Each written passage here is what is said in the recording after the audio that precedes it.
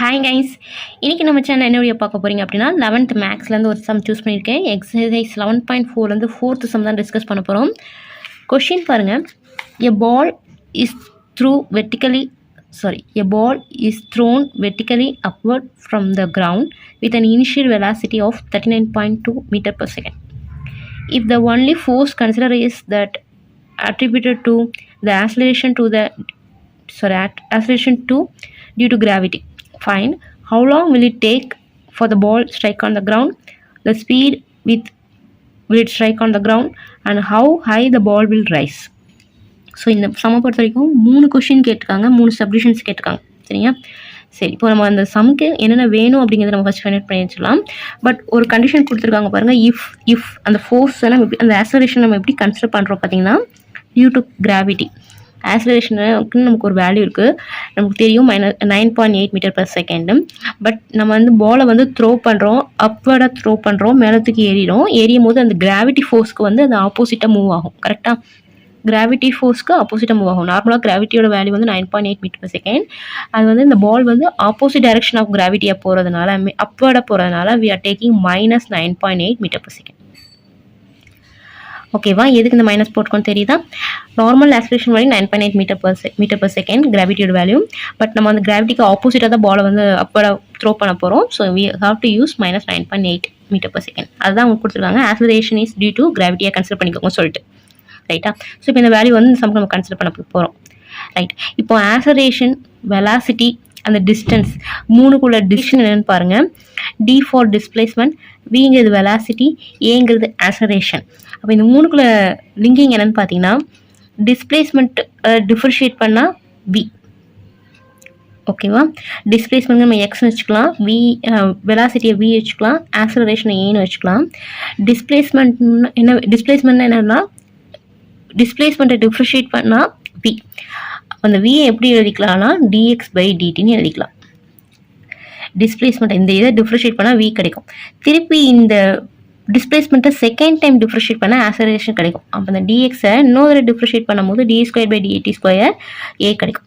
இல்லை இதோட மீனிங் என்ன, வியை 1 டைம் டிஃபரன்ஷியேட் பண்ணாலும் ஓகே தான். அப்போ இதை 2 விதமாக நீங்கள் சொல்லலாம்.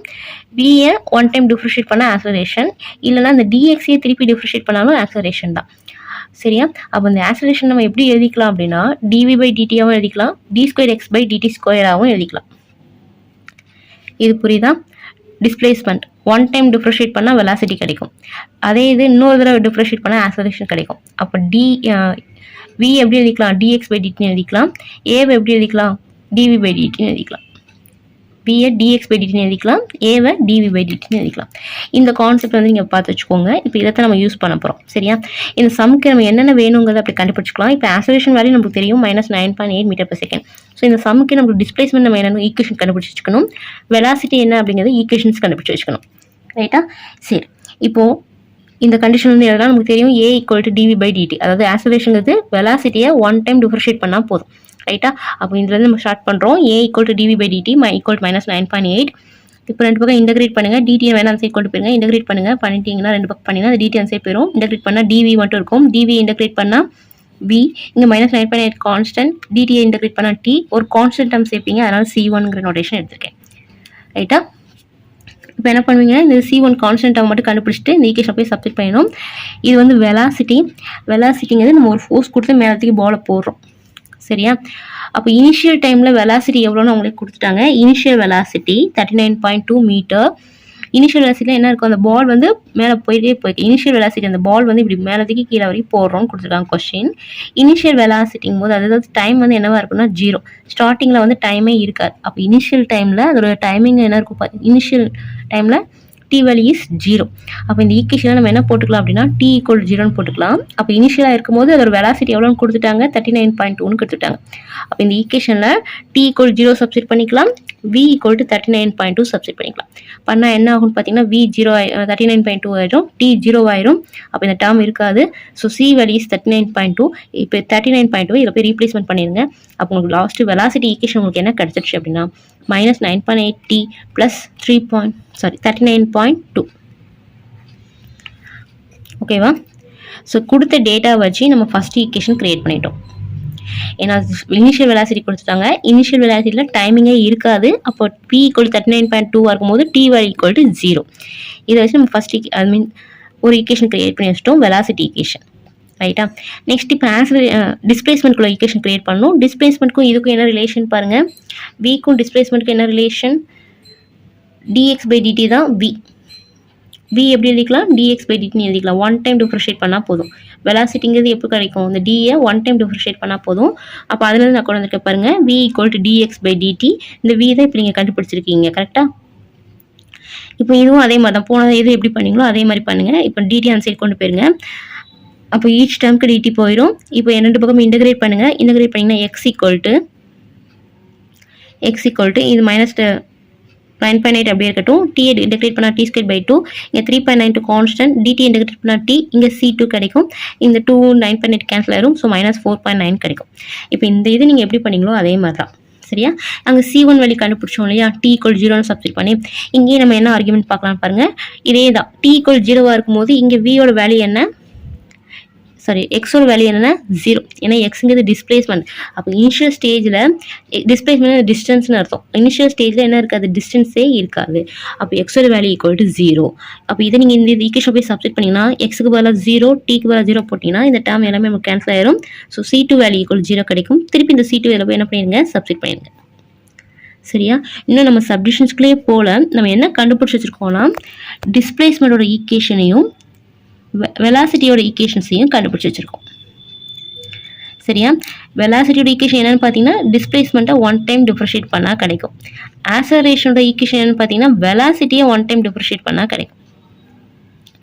வெலாசிட்டி ஈக்குவேஷன் டிஸ்பிளேஸ்மெண்ட்டை ஒன் டைம் டிஃபரன்ஷியேட் பண்ணணும். ஆக்ஸலரேஷன் ஈக்குவேஷன் வெலாசிட்டியை ஒன் டைம் டிஃபரன்ஷியேட் பண்ணணும். இந்த ரெண்டு ஹிண்ட்டை வச்சு நீங்கள் இதை பண்ணீங்க அப்படின்னா உங்களுக்கு அந்த ரெண்டு ஈக்குவேஷன்ஸ் கிடச்சிரும். இப்போ வரைக்கும் நம்ம ஈக்குவேஷன்ஸ் தான் க்ரியேட் பண்ணி வச்சுருக்கோம். இன்னும் நம்ம சப்ஸ்டிட்யூஷனுக்குள்ளே போகல.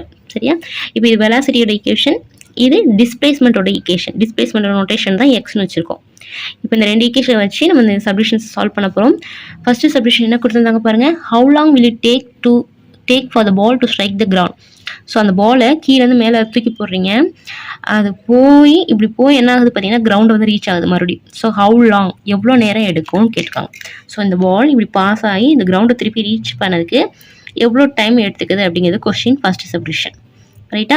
அப்போ இப்போ நம்ம என்ன எடுத்துக்க போகிறோம் அப்படின்னா பால் மேலே போயிட்டு அப்படியே திருப்பி கீழே ரிட்டர்ன் வருது. ஸோ பால் நம்ம பாஸ் பண்ணுறோம். கீழேருந்து அப்பராக போட்டு இப்படி பாஸ் பண்ணி மேலே போயிட்டு கீழே வருது.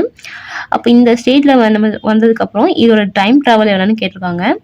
பார்த்தீங்கன்னா இந்த ஸ்டேஜில் உங்களுக்கு டிஸ்பிளேஸ்மெண்ட் வேல்யூவே இருக்காது. ஏன்னா இங்கேருந்து நீங்கள் போகும்போது 1 metre 2 metre 3 metre 4 metre increase ஆகிட்டே வரும். திருப்பி அது டிகிரிஸ் ஆகிட்டே வந்து இந்த ஸ்டேஜுக்கு வரும்போது உங்களுக்கு டிஸ்பிளேஸ்மெண்ட் வேல்யூ எனக்கு என்ன வந்துடும் பார்த்தீங்கன்னா 0 வந்துடும். அப்போ என்ன நம்ம யூஸ் பண்ணிக்கலாம் பார்த்தீங்கன்னா x = 0 சப்ஸ்டிட் பண்ணிக்கலாம். இதுதான் உங்களுக்கு ஃபர்ஸ்ட் சப்ஸ்டிஷனுக்கான idea. So X displacement equation நம்ம இப்போ தானே கண்டுபிடிச்சோம். டிஸ்பிளேஸ்மெண்ட் ஈக்குவேஷன் கடைசி என்ன கண்டுபிடிச்சோம் நம்ம? x = -4.9 t² + 39.2. ரைட் தானே? 39.2. ஸோ இதில் நீங்கள் எக்ஸுக்கு பதிலாக என்ன போடணும்? 0 போடணும். ஏன் அப்படின்னா how long it reach on the கிரவுண்டில் ரீச் ஆகும்போது உங்களுக்கு டிஸ்பிளேஸ்மெண்ட் வேல்யூவே இருக்காது. அப்போ இந்த ஈக்குவேஷனில் எக்ஸுக்கு பதிலாக 0 சப்ஸ்டிட் பண்ண போகிறோம். ஸோ பண்ணிங்க அப்படின்னா எனக்கு இது 0 ஆயிரும். டி அந்த பக்கம் கொண்டு போயிருங்க, மைனஸ் அந்த சைடு கொண்டு போயிருங்க, ப்ளஸ் ஆயிரும். ஒரு டி கேன்சல் ஆயிரும். ஸோ 4.9 இந்த பக்கம் போயிடும். 39.2 10 மல்டிப்ளை பண்ணி இது ஹோல் நம்பராக மாறிடும். இப்போ நீங்கள் இதை டிவைட் பண்ணி பார்த்தீங்கன்னா 8 டைம்ஸ் வரும். ஸோ டீயோட வேல்யூ = 8 செகண்ட். என்ன மீனிங்? இந்த பால் அப்போட போயிட்டு திருப்பி இந்த கிரவுண்டில் ரீச் பண்ணதுக்கு எவ்வளோ டைம் எடுத்துக்குது பார்த்தீங்கன்னா 8 செகண்ட்ஸ் எடுத்துக்குது. கொஸ்டின் புரியுதா? செகண்ட் சப்டிஷன் என்ன கொடுத்துருக்காங்க பாருங்கள். Find the speed which. So இப்போ ஃபஸ்ட்டு சப்டிஷன் ஆன்சர் கண்டுபிடிச்சோம் பார்த்தீங்கன்னா அந்த timing t = 8 second. Second subdivision என்ன கொடுத்துருந்தாங்க பாருங்கள். Find the speed of the ball when it strike the ground. ஓகேவா? அப்போ கொஸ்டின் ஸ்பீட் மீன்ஸ் வெலாசிட்டி. அப்போ வெலாசிட்டியோட வேல்யூ கேட்டுக்கோங்க. when it reaches on the ground என்ன பண்ணுறோம் அப்படின்னா பால் மேலே போயிட்டு திருப்பி கீழே இந்த கிரவுண்டை ரீச் பண்ணது இல்லையா? அப்போ ரீச் பண்ணும்போது அதோட ஸ்பீட் என்னன்னு கேட்டுக்கோங்க. அதோட வெலாசிட்டி கேட்டுக்கோங்க. ஃபுல்லாக கவர் ஆகி வந்ததுக்கப்புறம் இந்த ஸ்டேஜில் இருக்கிற அதோட வெலாசிட்டி என்னன்னு கேட்டுக்காங்க. அப்போ இந்த ஸ்டேஜில் வரும்போது டைமிங் என்ன இருக்குது பார்த்தீங்கன்னா இப்போ தான் நம்ம கண்டுபிடிச்சோம் 8 செகண்ட். அப்போ இந்த வெலாசிட்டி ஃபார்ம்லாம் நம்ம எதை யூஸ் பண்ணிக்கலாம் அப்படின்னா டீக்கு பதிலாக 8 போட்டிங்க அப்படின்னா உங்களுக்கு அந்த ஸ்பீட் என்னன்னு கிடச்சிரும். ரைட்டா. அப்போ செகண்ட் சப்டிஷன் இப்போ இந்த செகண்ட் ஈக்குவேஷன் யூஸ் பண்ண போகிறோம். நமக்கு தெரியும் இப்போ தான் நம்ம ஃபஸ்ட் சப்டிஷனில் டி ஈக்குவல் 8 கண்டுபிடிச்சோம். ஸோ இப்போ இந்த டி ஈக்குவல் 8 நீங்கள் இதில் ரீப்ளேஸ் பண்ணுங்கள். செகண்ட் ஈக்குவேஷன் ரீப்ளேஸ் பண்ணிங்கன்னா இதான் செகண்ட் ஈக்குவேஷன். டிக்கு பதிலாக 8 போடுங்க. போட்டிங்கன்னா -78.4 வரும். இது 39.2 ரெண்டே ஆட் பண்ணிங்கன்னா -39.2 வரும். வெலாசிட்டி வந்து -5 இருக்காது. ஸோ பாசிட்டிவ் எழுதிக்கலாம். எழுதிட்டு டைரக்ஷனை மட்டும் மார்க் பண்ணிடுங்க. Direction is downwards. ஏன்னா பால் வந்து இப்படி பாஸ் பண்ணி இப்படி போயிட்டு இப்படி வருது. அப்போ இந்த ஸ்பீடோட டைரக்ஷன் பார்த்தீங்கன்னா டவுன்வர்ட்ஸ். சரியா. ஸோ இது செகண்ட் சப்டிஷன் முடிஞ்சிருச்சு. தேர்ட் சப்டிஷன் என்ன கேட்குறாங்க பாருங்கள். How high the ball will rise. So எவ்வளோ ஹைட்டுக்கு அந்த பால் போயிருக்கு. நம்ம கீழேருந்து அப்பட போடுறோம், மேலத்துக்கு போடும்போது பால் மேக்ஸிமம் எவ்வளோ ஹைட் வரைக்கும் போயிருக்கு. ஹவு ஹை, இந்த பாலோட ஹைட் என்னன்னு கேட்டிருக்காங்க. ஹைட் மீன்ஸ் டிஸ்பிளேஸ்மெண்ட் என்னென்னு கேட்டிருக்காங்க. சரியா. அப்போ எவ்வளோ ஹைட் போயிருக்கு அப்படிங்கிறது வேணும். அப்போ டிஸ்பிளேஸ்மெண்ட் வேணும். தட் இஸ் எக்ஸ் வேணும். எக்ஸ் பார்க்கணும்னா நம்ம என்ன பண்ணலான்னு பார்த்தீங்கன்னா முதல்ல அந்த டைமிங் என்னன்னு பார்த்துக்கோங்க. எக்ஸ் வேணும் அப்படின்னா நீங்கள் இதில் போய் போடுவீங்க. ஆனால் உங்களுக்கு எதோட வழி தெரியணும், டீயோட வழி தெரியணும். இதில் 2 விதத்தில் நீங்கள் ஆர்கியூ பண்ணலாம். இந்த டோட்டல் ட்ராவல் டைம் வந்து 8. அப்போ இந்த டிஸ்டன்ஸ் பார்க்கும்போது கண்டிப்பாக சென்டர் பாயிண்ட்டாக தான் இருக்கும். அப்போ டீயோட வேல்யூ 4. அப்போ நீங்கள் இதில் டேரெக்டாகவே நீங்கள் டீக்கு பதில் என்ன போட்டுக்கலாம், 4 போட்டுக்கலாம். ரைட்டா. இல்லை இதில் போய் கூட நீங்கள் முதல்ல டி வழி கண்டுபிடிச்சிக்கலாம். ஏன்னா டி வழி கண்டுபிடிச்சிங்க அப்படின்னா ஏன்னா இனிஷியல் ஸ்டேஜ் மேலே ஹைட் வரைக்கும் போனதுக்கப்புறம் என்ன ஆகுதுன்னு பார்த்தீங்கன்னா இந்த ஸ்டேஜில் வந்து உனக்கு வெலாசிட்டியே இருக்காது. அப்போ வியோட வேல்யூ என்னவா இருக்கும் பார்த்தீங்கன்னா 0வாக இருக்கும். ஸோ மேக்ஸிமம் ஹைட்டை ரீச் பண்ணோடனே பாலுக்கு வெலாசிட்டி அந்த ஸ்பீடே இருக்காது. ஸோ அந்த ஸ்டேஜில் உங்களுக்கு வியோட வேல்யூ என்னவா இருக்கும் பார்த்தீங்கன்னா 0வாக இருக்கும். அப்போ அந்த வி வர ஃபார்முலாவில் நீங்கள் ஈக்குவேஷனில் விக்கு பதிலாக 0 போட்டிங்க அப்படின்னா உங்களுக்கு டி வேல்யூ கிடச்சிரும். திருப்பி இந்த டி வேல்யூவை இதில் போய் நீங்கள் சப்ஸ்டிட் பண்ணிங்கன்னா உங்களுக்கு அந்த டிஸ்பிளேஸ்மெண்ட் ஹைட் எவ்வளோன்னு கிடச்சிரும். ஆர்குமெண்ட் புரியுதா? இப்போ அப்புறம் நீங்கள் என்ன சப்ஸ்டிட் பண்ணணும், முதல் டி கண்டுபிடிக்கணும். டி கண்டுபிடிக்கணும்னா முதல் v = 0 அசியூம் பண்ணணும். ஏன் பர்டிகுலராக v = 0 அசியூம் பண்ணுறோன்னா அந்த மேக்ஸிமம் ஹைட் பால் ரீச் பண்ணும்போது அந்த ஸ்டேஜில் உங்களுக்கு என்ன இருக்காது, வெலாசிட்டியே இருக்காது, ஸ்பீடே இருக்காது. அப்போ v = 0 நீங்கள் சப்ஸ்டிட் பண்ணிங்க அப்படின்னா செகண்ட் ஈக்குவேஷன் போட்டிங்க அப்படின்னா உங்களுக்கு டீயோட வேல்யூ என்ன கிடச்சிரும், கேன்சல் பண்ணிங்க அப்படின்னா t = 4 செகண்ட் கிடச்சிரும். அதான் சொன்னேன் இல்லையா, டோட்டல் 8 அந்த பாதிங்கும் போது 4. நீங்கள் ஆர்குமெண்ட் படி பண்ணாலும் t = 4 செகண்ட் தான் வரும். இந்த மாதிரி நீங்கள் சால்வ் பண்ணி பண்ணாலும் t = 4 செகண்ட் தான் வரும். இப்போ இந்த t = 4 செகண்ட் அந்த எக்ஸ் டிஸ்பிளேஸ் பண்ணி போய் என்ன பண்ணுங்க, சப்ஸ்டிட் பண்ணுங்க. பண்ணீங்க அப்படின்னா 4² 16 வரும். 4.9 × 16 -78.4 2 மல்டிப்ளை பண்ணி 156.8. ஸோ உங்களோட இது 2 ஆட் பண்ணிக்கலாம். உங்களோட ஆன்சர் 78.4 மீட்டர். கொஸ்டின் சம் புரியுதா? ஃபர்ஸ்ட் கொஸ்டின் என்ன கேட்டிருக்காங்கன்னா how long the ball to strike the ground. Ball வந்து இப்படி போயிட்டு இப்படி வரதுக்கு எவ்வளோ டைம் எடுத்துக்கன்னு கேட்குறாங்க. இந்த ஸ்டேஜில் வரும்போது வந்து உங்களுக்கு டிஸ்பிளேஸ்மெண்ட்டே இருக்காது. அப்போ நீங்கள் x = 0ன்னு சப்ஸ்டிட் பண்ணி அந்த எக்ஸ் வர ஈக்குவேஷன் போய் சப்ஸ்டிட் பண்ணி ஃபஸ்ட்டு சப்ஸ்டிஷன் டி வழி கிடச்சிரும். செகண்ட் என்ன கேட்குறாங்கன்னா அந்த ஸ்பீடு கேட்குறாங்க. ஸ்பீட்னா வெலாசிட்டி கேட்குறாங்க. அப்போ வெலாசிட்டி பார்க்கணும். கிரவுண்டில் ரீச் பண்ணுற வரைக்கும் அதோட வெலாசிட்டி என்னன்னு கேட்குறாங்க. இந்த கிரவுண்டில் ரீச் பண்ணும்போது உங்களுக்கு என்ன பார்த்தீங்கன்னா ஃபுல் டைமிங் எவ்வளோன்னு பார்த்தீங்கன்னா 8. இப்போ அந்த வெலாசிட்டி ஈக்குவேஷனில் t = 8 சப்ஸ்டிட் பண்ணிங்கன்னா உங்களுக்கு செகண்ட் சப்ஸ்டிஷன் கிடச்சிரும். தேர்ட் சப்டிஷன் உங்களுக்கு என்ன கேட்காங்க பார்த்தீங்கன்னா அதோட மேக்ஸிமம் ஹைட் எவ்வளோன்னு கேட்காங்க. அப்போ மேக்ஸிமம் ஹைட் இந்த ஹைட் பொசிஷன் போகும்போது அது வெலாசிட்டியே இருக்காது.